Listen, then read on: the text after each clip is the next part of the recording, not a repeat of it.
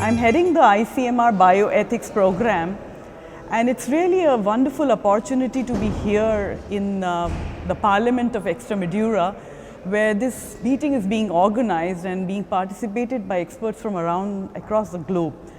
And thanks to Dr. Adrian and his whole team and the university for organizing this meeting. And in India, this is our national ethical guidelines that we have prepared. And these are mandatory to be followed for all biomedical and health research, and including any clinical research that is done in the country.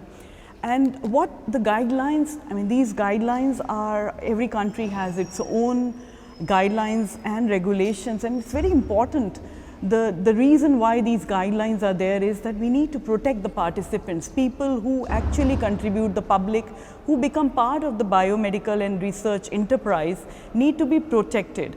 And that is the whole idea of this meeting as well, where we would like to discuss about what are the ways in which we can build public trust, in which we can ensure that the research that is done is tailor-made to the health needs and requirements of the people that we would like to serve on.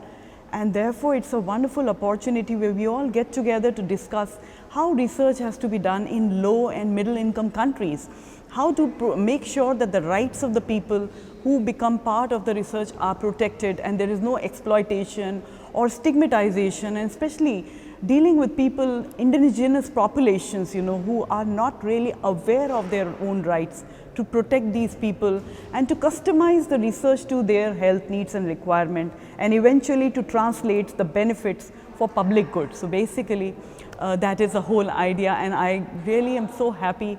It's a wonderfully organized meeting, and really thanks to the ministry here as well as the council and the university for giving us the opportunity and this platform to discuss about these issues with everyone.